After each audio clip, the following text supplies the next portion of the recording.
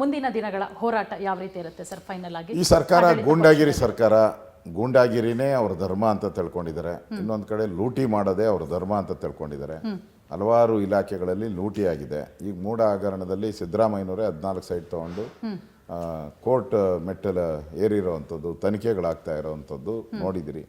ಇನ್ನು ಮುಂದಿನ ದಿನಗಳಲ್ಲಿ ಇನ್ನಷ್ಟು ಮಂತ್ರಿಗಳು, ಈಗ ಆರೋಗ್ಯ ಇಲಾಖೆಯಲ್ಲೂ ಕೂಡ ಡ್ರಗ್ ಮಾಫಿಯಾದಲ್ಲಿ ಸಿಕ್ಕಾಕೊಂಡಿದ್ದಾರೆ. ಅವ್ರ ರಾಜೀನಾಮೆಯನ್ನು ಕೇಳಿದಿರಿ. ಅದರಿಂದ ನಾವು ಈ ಸರ್ಕಾರದಲ್ಲಿ ಏನೇನು ತಪ್ಪಾಗ್ತಾ ಇದೆ ಅದನ್ನು ನಾವು ಮಾಡ್ತೀರಿ. ಅವರು ನಮ್ಮ ಮೇಲೆ ಇದನ್ನು ಮುಚ್ಚಾಕೋದಕ್ಕೆ, ಮೂಡ ಹಗರಣ ಮುಚ್ಚಾಕೋಕ್ಕೆ, ವಾಲ್ಮೀಕಿ ಇದಕ್ಕೋಸ್ಕರ ನಮ್ಮ ಕೌಂಟ್ರ್ ಮಾಡ್ತಾ ಇದ್ದಾರೆ. ನಾನು ಅವ್ರನ್ನ ಕೇಳೋದು, ಸರಿಯಪ್ಪ ನೀವು ಕೌಂಟ್ರ್ ಮಾಡ್ತಾ ಇದ್ದೀರಾ, ಅವಾಗೇನು ಕಳೆಕಾಯಿ ತಿಂತಾ ಇದ್ದೀರಾ 3 ವರ್ಷದ ಹಿಂದೆ? ಅವಾಗ ವಿರೋಧ ಪಕ್ಷದಲ್ಲಿ ಇದ್ದೀರಲ್ಲ, ವಿರೋಧ ಪಕ್ಷ ಅಂದರೆ ಅವಾಗೇ ಹೇಳಬೇಕು. ಇವಾಗ ನೋಡಿ ಒಕ್ಕದಾಯಿತು, ಇಮಿಡಿಯೇಟ್ ನಾವು ಬೀದಿಗಿಳಿದು ಹೋರಾಟ ಮಾಡಿದ್ರಿ. ಮೂಡಾದಾಯಿತು, ಬೆಂಗಳೂರಿಂದ ಮೈಸೂರವರೆಗೂ ದೊಡ್ಡ ಪಾದಯಾತ್ರೆ ಮಾಡಿದ್ರಿ. ಹಂಗೇನ ಎಲ್ಲ ಇದೆ? ನೀವು ಯಾಕೆ ಹೋರಾಟ ಮಾಡಲಿಲ್ಲ ಅವಾಗ? ಕೋವಿಡ್ ಹಗರಣವನ್ನು ನೀವು ಯಾಕೆ ಅವತ್ತೇ ಮಾಡಬೇಕಾಯ್ತು? 3 ವರ್ಷ ಕಳ್ಳೆಕಾಯಿ ತಿಂದ್ಕೊಂಡು ಬಿದ್ದಿದ್ರಿ.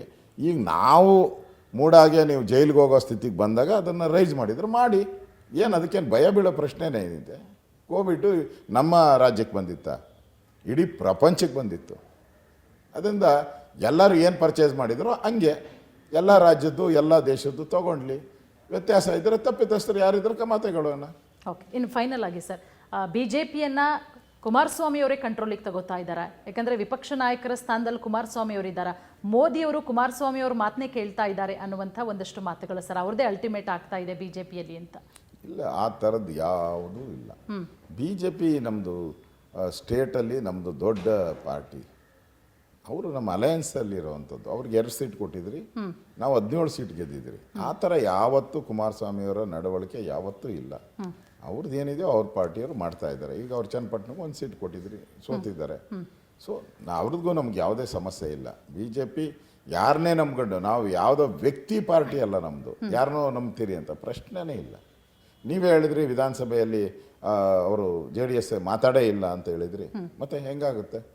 ಅವ್ರು ನಮ್ಮನ್ನು ಹೆಂಗೆ ಓವರ್ಟೇಕ್ ಮಾಡ್ತಾರೆ? ಅಲ್ಲ, ನಮ್ಮನ್ನು ಓವರ್ಟೇಕ್ ಮಾಡೋಕ್ಕೆ ಹೆಂಗಾಗುತ್ತೆ? ಪ್ರಶ್ನೆನೇ ಇಲ್ಲ. ನಮ್ಮ ಡ್ಯೂಟಿ ಏನಿದೆ ನಾವು ಮಾಡ್ತೀರಿ, JDS ಡ್ಯೂಟಿ ಏನಿದೆ ಅವ್ರು ಮಾಡ್ತಾರಷ್ಟೇ. ಮುಂದಿನ ಚುನಾವಣೆಯಲ್ಲಿ ಒಗ್ಗಟ್ಟಾಗಿ ಹೋಗಿ ಈ ರಾಜ್ಯದಲ್ಲಿ 180 ಸೀಟ್ ಗೆಲ್ತೀರಿ ನಾವು. ಖಂಡಿತ ಸರ್. ಸಾಕಷ್ಟು ವಿಚಾರಗಳ ಬಗ್ಗೆ ಚರ್ಚೆ ಮಾಡಿದ್ರಿ. ತಮಗೆ ಧನ್ಯವಾದ. ಅವಕಾಶ ಕೊಟ್ಟಿದ್ದಕ್ಕೆ ಧನ್ಯವಾದ.